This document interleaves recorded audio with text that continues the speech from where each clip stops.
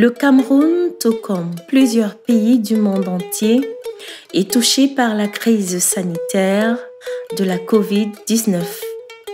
Pour répondre à la menace et contenir la propagation de cette maladie qui est passée à l'étape de la contamination communautaire, le gouvernement de la République du Cameroun a institué le 17 mars 2020 une série de mesures restrictives.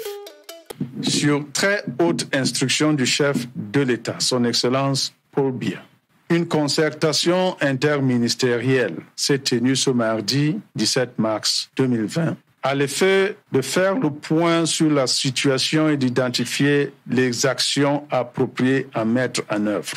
Au terme de cette rencontre, le président de la République a instruit les mesures suivantes. À compter du mercredi 18 mars 2020 et jusqu'à nouvel ordre.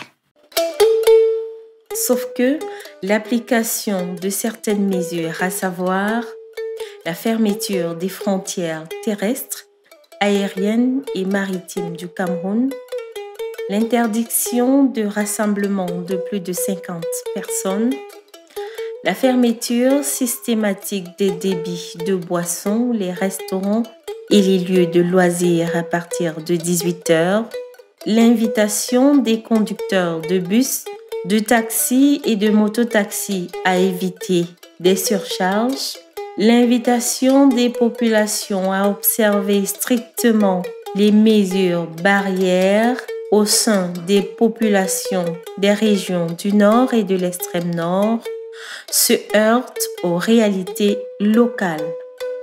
Il y a toujours des gens qui ne croient pas, mais je crois qu'ils ne sont pas nombreux.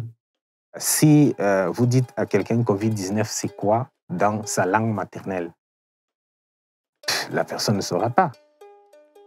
Comment s'impliquer dans ce qu'on ne connaît pas? Si on prend l'exemple des personnes peut-être analphabètes qui ne connaissent pas cette maladie, et je pense que si on leur explique en leur langue maternelle, on leur explique avec des exemples concrets et que le personnel de santé ou bien les relais communautaires viennent avec des images et leur expliquent le bien fondé de respecter les mesures barrières, je crois qu'on pourrait vraiment contribuer à éradiquer cette maladie. On a l'habitude de dire que quand tu expliques quelqu'un en français quelque chose qu'il ne comprend pas, explique en langue locale, il le comprend le plus possible. Si le nombre de cas liés à la COVID-19 inquiète les autorités sanitaires, plusieurs parmi les communautés ne sont pas réductibles au manque de connaissance de la maladie. Il y a même certains qui ne croient pas à cette maladie et d'autres pensent que c'est une maladie des Blancs, des Occidentaux, et d'autres même pensent qu'il n'y en a même pas du tout. Et cela donc a porté des conflits au niveau de nos populations. Ceux qui ont guidé ces mesures sont des spécialistes dans la matière. Nous ne connaissons pas la maladie, nous. Mais ceux qui connaissent la maladie, nous connaissons qu'il y a des gens qui connaissent la maladie. Raison pour laquelle, une fois que nous tombons malades, nous allons à l'hôpital vers les médecins. Ce sont ceux qui nous disent comment la maladie se transmet et qu'est-ce qu'il faut faire pour éviter ces maladies. La maladie à Covid-19, c'est une nouvelle infection virale due au virus SARS-CoV-2 qui a été découvert depuis décembre 2019 à Wuhan, en Chine, et qui fait partie d'une grande famille de maladies appelées coronavirus qui causent une infection respiratoire, allant de l'infection respiratoire simple à la détresse respiratoire. La nouvelle variante de Covid est foudroyante. Je dis foudroyante. Ça n'a pas de signes. On appelle ça évolue d'une manière insidieuse. C'est quand vous sentez les premiers signes d'essoufflement, d'étouffement, c'est en ce moment que vous sentez que vous êtes malade, vous partez à l'hôpital. Dans la nuit, vous partez. Donc les gens doivent intégrer ça pour pouvoir sauver leur vie. Vu qu'on ne connaissait pas encore ce que c'est la maladie, la communication était plus facile, les gens étaient plus réceptifs en ce qui concerne le respect des mesures barrières. Mais avec le temps, les gens se sont habitués progressivement et ils ont vu que la maladie ne faisait pas trop de dégâts par rapport à ce que l'on imaginait. Et il y a eu un relâchement. Actuellement, vous allez même constater que dans le district de santé de Mokolo, bien dans la ville, Il y a un relâchement total, voire même complet. Les gens ne respectent plus la distanciation sociale, les gens se regroupent, les gens font des cérémonies de plus de 50 personnes, ils ne portent plus de masque et tout ça. Donc à l'heure actuelle, là, le message est passé, mais les gens ont déjà oublié. Aujourd'hui, avec l'avènement aussi de la vaccination, dont les contours sont très peu maîtrisés, il y a encore donc, cette tendance de refus, cette tendance à s'extrémiser, si on peut s'exprimer ainsi, parce qu'il y a beaucoup des idées reçues dans un environnement où on n'a pas pris aussi suffisamment le temps d'informer les gens les uns et les autres à travers les différents créneaux de communication pour qu'il y ait une forme de compréhension commune dans un espace où les gens ne sont pas assez scolarisés et tout le reste. Donc, face à la moindre rumeur, face à des idées qui sont jetées comme ça, il y a beaucoup de risques, parmi lesquels donc, ces risques de radicalisation qui peuvent déboucher donc, sur l'extrémisme violent.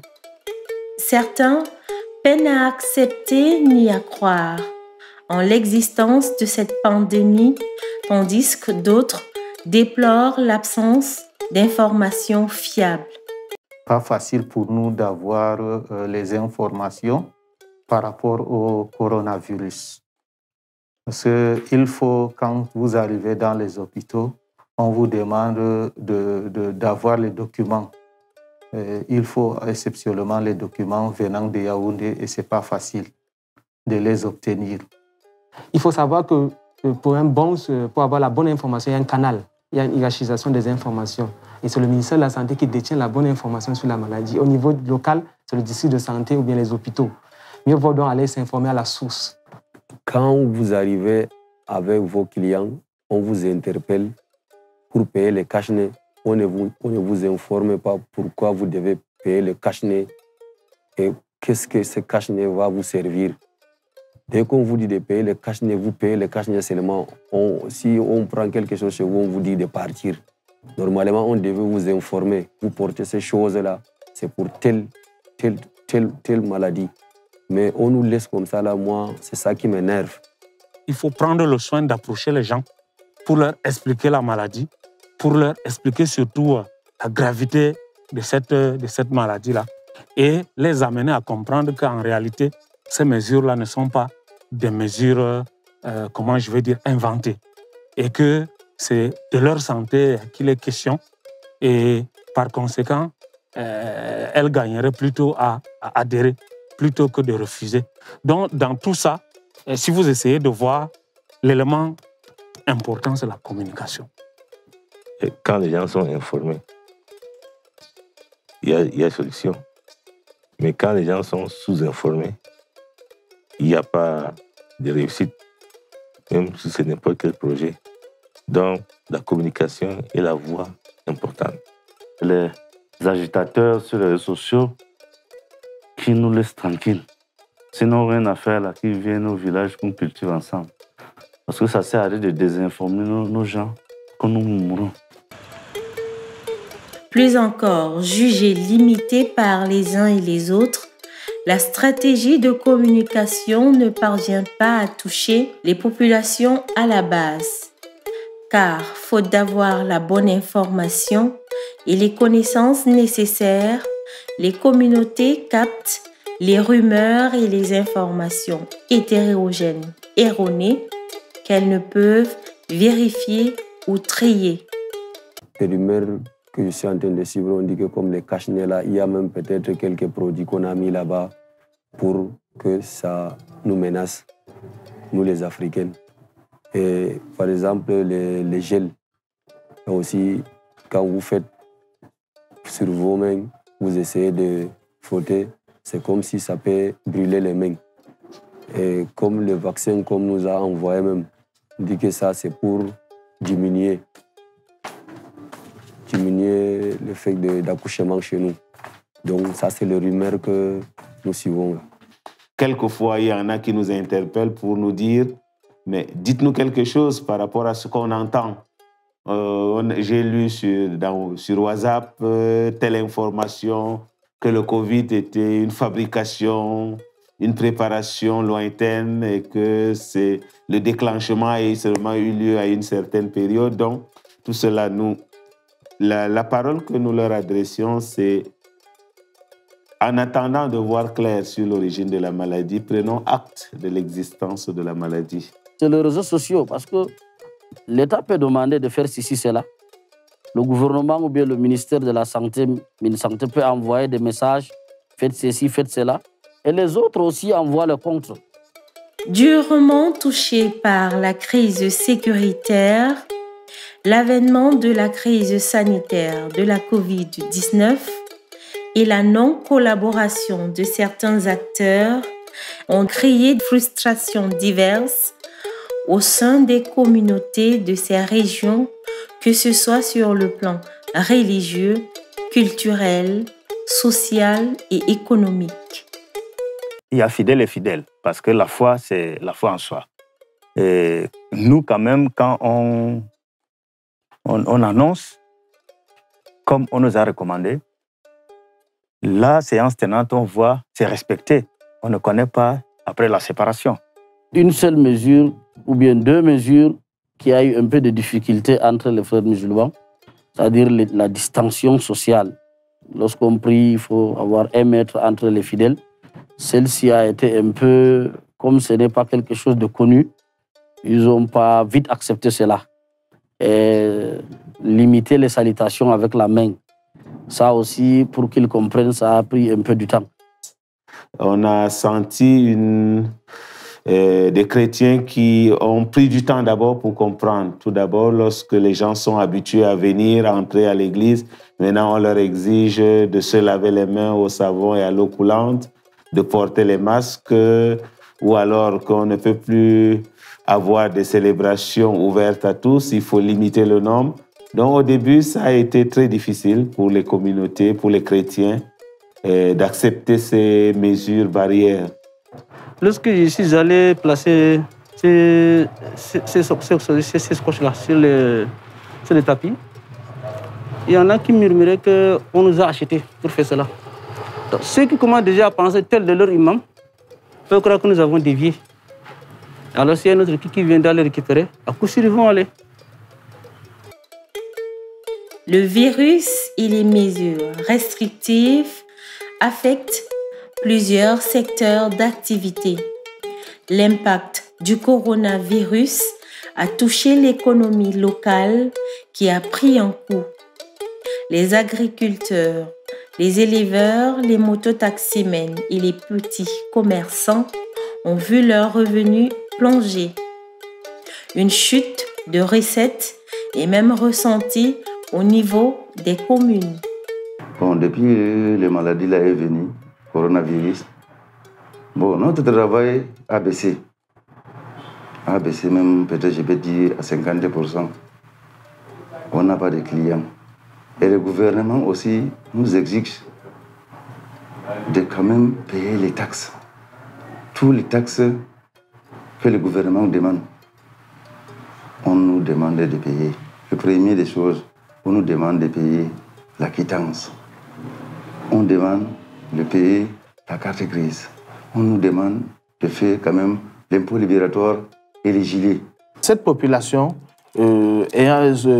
étant donc consciente de la situation de Covid, du danger que le Covid représente, n'est-ce pas, au sein de nous, elle également, compte tenu des mesures que nous avons prises, elle était plus réticente à contribuer à l'assiette fiscale. Et le gouvernement, par la suite, a pris des mesures d'allègement, en nous indiquant, n'est-ce pas, les impôts à surseoir. Quand quelqu'un veut quitter le village pour venir dans le marché, il faut le mettre le cache-nez. Il y a des vieilles mamans qui disent que non, eux, ils ne peuvent pas supporter. Des fois, ils font les demi-tours. Avant, la ville de Mopolo n'était pas comme ça. Maintenant, vraiment, ça ne donne plus parce qu'il y a le Covid-19. Il y a aussi le Boko Haram qui nous dérange. Jusqu'à aujourd'hui, la ville, ça ne donne pas le marché, ça ne donne pas. Les activités de mototaxi, en réalité, dans la commune d'arrondissement de Mara-Premier, nous, on ne les dérange pas trop. Nous ne les dérangeons pas trop. L'État, d'abord, a voulu être à leur côté. L'État a voulu les aider en diminuant de moitié l'impôt que les taxis-motos devraient payer. Ils payaient par an 12 000. L'État a demandé qu'ils payent 6 000. Si on ne paie pas les taxes, ça veut dire qu'on va seulement fermer le ministère des Finances. Les fonctionnaires ne seront pas payés. Ça a été bien spécifié. Ils le savent. C'est une confusion qu'ils veulent mener pour qu'on les laisse jouir de leurs bénéfices en toute quiétude. Il y en a qui sont là dans les marchés uniquement, qui viennent dans les marchés pour, au nom de la commune, récupérer ceci, faire ceci. Là, vous allez trouver que dans un marché, vous allez trouver au moins 20 à 30 percepteurs de marché. Et ça, c'est des marchés locaux qui sont là, des personnes personnels comme ça, locaux qui sont là et qui font. Mais vous n'avez qu'une seule personne qui fait la liaison. Mais vous vous retrouvez avec des multitudes de personnes. Donc, et cette taxe-là, il va où? Cet argent recouvré va où? Bon, ça ne donne pas pour nous, les commerçants, les détaillants de la vie de Mokolo, ça ne donne pas pour eux, ça ne donne pas. Je veux que le gouvernement nous aide pour qu'on nous réduise un peu de taxes. On nous réduit un peu de taxes. Dernièrement, si on est allé aux impôts, on nous dit qu'il y a une taxe là qui a augmenté. On a dit au chef centre des impôts, le nouveau actuel-ci. On lui dit qu'au contraire, on réduit, ou bien au contraire, on augmente. Il nous dit qu'il y a une taxe comité de développement rural, 7500 qui a augmenté sur votre taxe. Là, des romanciers, on a un léger mécontentement avec les impôts des romanciers. Les mesures d'assouplissement annoncées par le gouvernement concernent certains secteurs d'activité. Entre-temps, d'autres espèrent pouvoir en bénéficier. C'est le cas des mototaximens dont l'activité est mise à rude épreuve depuis l'avènement de la COVID-19. Le port du masque restant obligatoire et la surcharge interdite, ils essayent de s'adapter tant bien que mal à la menace. Oru jori neno mo taxi na wanli gal fere wala ke ban wi wala ba wi wa mobile yel mako wala to man gari propose mo kana andi to ka go cap c'est facile, très facile même. Si les gens n'ont pas de revenus, il est extrêmement difficile de rationner normalement. Donc à la maison, les gens n'arrivent pas à rationner en temps plein. La pauvreté est d'abord la cause majeure de l'enrôlement de nos jeunes, par exemple. Quand on a essayé de fouiller un peu au niveau de l'insécurité causée par les groupes extrémistes, c'est en fait, ils sont amenés, soit parce qu'ils n'ont pas de quoi vivre, ils sont amenés à aller de l'autre côté pour survenir aux besoins de la famille. Maintenant, quand il faut que la situation Covid s'ajoute à cela, je pense que c'est avec le temps, si le gouvernement ou bien tout le monde n'essaye pas de collaborer ensemble pour qu'ils puissent trouver un terrain d'entente, pour qu'ils puissent réellement réussir à maîtriser cette situation de Covid-19, je pense que on serait en train de traiter dans quelques années d'autres problèmes qui sont causés à part la santé. Cette pandémie va causer encore d'autres problèmes pour la communauté. Si les personnes déplacées sont marginalisées dans la gestion de Covid-19, il est clair qu'ils vont se sentir frustrés et ils vont profiter pour aller ailleurs. Donc, c'est vraiment un tremplin pour les groupes terroristes et qui vont pouvoir les recruter. Il y a de cela quelques années, nous étions en train de vivre un contexte extrémiste, notamment la crise de Boko Haram. La crise de Boko Haram qui a suffisamment déstabilisé l'ensemble de la région de l'extrême nord et partant tout le bassin du lac Tchad. Et autour de ça, il y a un nombre de choses à comprendre. Quel est l'état d'esprit dans lequel les gens se trouvent? On a des gens traumatisés, on a des gens vulnérables à tous les niveaux, qui essayent d'une manière ou d'une autre de reprendre la vie, des gens qui cherchent à repartir chez eux, des gens qui cherchent à reprendre la petite économie. Avec l'avènement de la COVID-19, outre ces difficultés, de nombreuses situations vécues par les populations en rapport avec la crise sanitaire du fait de la non-collaboration, à l'instar de la mauvaise application des instructions relatives aux facilités proposées par le gouvernement, le manque d'informations, entre autres signes, ont entraîné des frustrations diverses au sein des communautés, lesquelles peuvent ouvrir la voie à l'enrôlement ou à la radicalisation de ces groupes vulnérables par les groupes extrémistes. Les masques là, on circule sur la route. Il y a aussi les forces de l'ordre qui nous interpellent.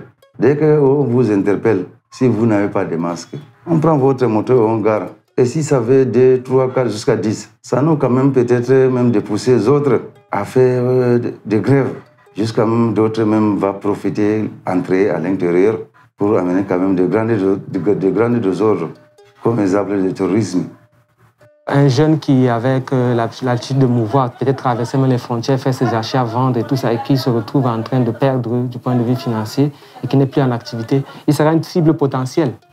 Les extrémistes peuvent venir à lui proposer de l'argent et ils peuvent facilement rejoindre le coin, surtout les personnes qui habitent dans les frontières de la République. Là, c'est une situation vraiment qui peut aggraver l'état sécuritaire dans notre département. Il y a aussi les gens de moto qui peuvent prendre un client. Bon, ils vont aller, comme il y avait le masque, on avait nous obligé de porter, il va lui amener quelque part. Puisqu'il ne peut pas le reconnaître, il peut lui agresser et lui laisser là-bas et fuir. Par exemple, il le prend, il l'amène peut-être à Djarengol. Il l'agresse, il fuit. Sans le reconnaître, on va le reconnaître par comment? Avec le masque là. Nous avons reçu, ont eu à avoir les mêmes remarques. La stigmatisation. La stigmatisation est partout, elle est fréquente. Les malades Covid se retrouvent rejetés de la communauté. Même au sein de la famille, même où ils vivaient, les gens refusent d'entrer directement en contact. On les isole dans une chambre, même venir leur donner à manger, personne ne veut, même te saluer. Même après guérison, quand ils sortent dans la rue, ils disent que ça, c'est un patient Covid. Et les rumeurs font en sorte que personne ne veut vous approcher, personne ne vous aide, on ne s'assoit plus avec vous. Et ces malades ressortent de là stigmatisés. Cette stigmatisation radicalisée. Et on a trouvé même les malades qui devenaient violents même. Nous-mêmes, quand on venait les rendre visite, après, dans le suivi de leur maladie, ils devenaient violents. Les parties prenantes, c'est-à-dire l'administration, les autorités sanitaires, essayent d'une manière ou d'une autre d'impliquer certains membres de la communauté, mais nous le savons tous, ce n'est pas tout le monde. Cette implication, je dirais, est un peu à tête chercheuse. Normalement, la société civile devrait être impliquée. Sorti de Boko Haram, on est en train d'entrer dans ce, ce package de contraintes. Or, on sait que l'extrémisme violent a ses facteurs. Et quand on est dans une situation où les gens ont assez de contraintes, quand les gens sont embrigadés quelque part et tout, il y a donc du coup une forme, de révolte qui peut donc voir le jour. Donc c'est le lien à établir entre l'extrémisme violent et le Covid, c'est justement les mesures barrières qui ont, qui ont fait leur apparition du jour au lendemain, sans qu'on ne connaisse exactement de quoi il est question, sans qu'on ait la possibilité, par exemple, de savoir c'est quoi le cache-nez, comment on acquiert le cache-nez et tout. Donc tout ça a fait en sorte que les gens ne sont pas contents. Dans la rue, on a les forces de sécurité qui sont en train de contrôler ceci, les marchés et autres. Donc, ce sont des choses qui constituent des facteurs de radicalisation des gens. Et on sait que l'extrémisme, la radicalisation n'est qu'une étape pour aller vers l'extrémisme violent.